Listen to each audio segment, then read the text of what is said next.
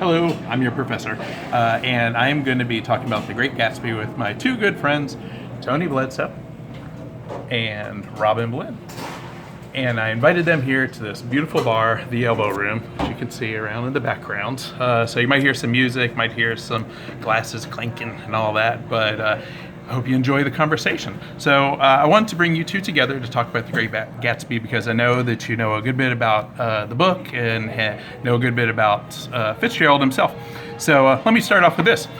When was the first time that you read The Great Gatsby? I was probably around 20 years ago. I guess I couldn't have even been 25 yet, so it's been a good while, a couple decades. All right. Rob?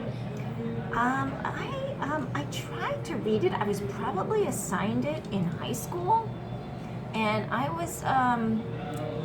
always did my homework, but I remember The Great Gatsby in particular because I couldn't finish the novel. It's such a short novel. I know, I just couldn't get interested in these, aches and pains of these rich people, and their terrible challenges that they were facing in life. It just didn't draw me in. So it wasn't until, a good decade later that I read The Great Gatsby. So what was it like reading it later? I know that you read it this week, and you've taught it recently. So what was it like reading it now? What's it like reading it right now? No, reading it right now was actually, it gets easier every time. This is my third time reading it. I get something more out of it every time. And it's that way for a lot of books that I've reread, over and over. But having the insight that comes from living another 20 years, going through the things I've been through, seeing what other people have gone through just as, observing the world around me, you get to where you can, it makes a lot more sense to you. Mm-hmm. You have more insight into the motivations of the characters, how they got where they were, what they want, and look and see how they turned out. So what struck you this time? You said every time you read it, something new strikes you. So what did you find yourself thinking about this time around? This time there were two things. The first thing was, it's the great novel of the Jazz Age, right? It's the Roaring '20s. He's the one who coined that term. Yes, he coined it, but it wasn't the Roaring '20s for everybody. Not everybody roared during the 20s. There were a lot of people that didn't have anything. So this is like, I really started thinking about it in terms of money, more so this time, because I was like, yes, this is the Roaring '20s if you were a rich man, or you were a rich person. But what struck me more than that is that remember, she spoke with money. Isn't that the term? Was it? I know, her voice sounds like money. Yeah, her voice sounds like money. But it's not just any money, it's old money. No, that was the currency, was old money. But you look at guys like Tom Buchanan, who is pretty much the villain, in my view. I really despised him more this time than I ever had before, for a lot of different reasons. But whatever you could say negatively about Gatsby or his mentor, Mr. Wolfsheim, they earned their money. Whether you appreciate how they earned it or not, and they put the work in. Tom Buchanan, he was born rich. He never worked a day in his life.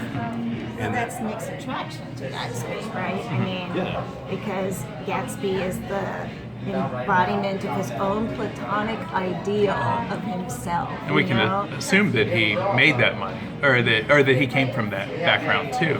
Caraway? Well, they give you Caraway's background in the first pages of the novel. So he's not rich, but he is funded to go into the bond market in New York. For the first year. And we're told that he comes from good breeding, even though they're not rich, right? So there's a distinction being made here, that it's not just money, it's your breeding that counts, That's the difference between East Egg and West Egg, right? So what do you think, this is a big question here, but what is the book about?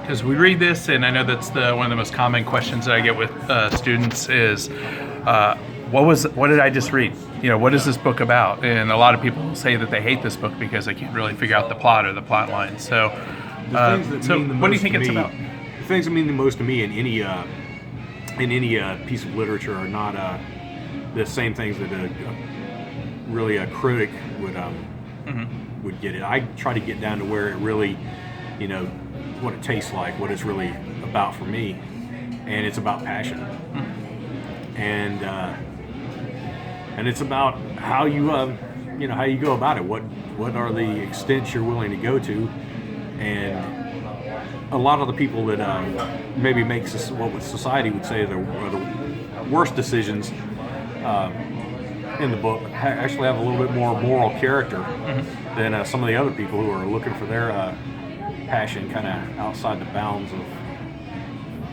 of regular propriety. Okay. And mainly Buchanan is the guy I'm thinking about. He's a mess. Yeah. Rob, what do you think? I don't find it a passionate novel. I don't think that this is a love story.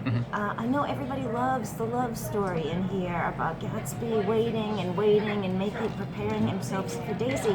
But I don't think he's in love with Daisy. He's in love with the idea of Daisy and what she represents. It's the completion of the self that he has created for himself. Because he can never be part of the Buchanan set. Like, he could never be part of that upper echelon of society, that upper class, no matter how much money he makes. He needs entree into that good breeding. He needs Daisy, for it. And that's his grail, that's his embodiment.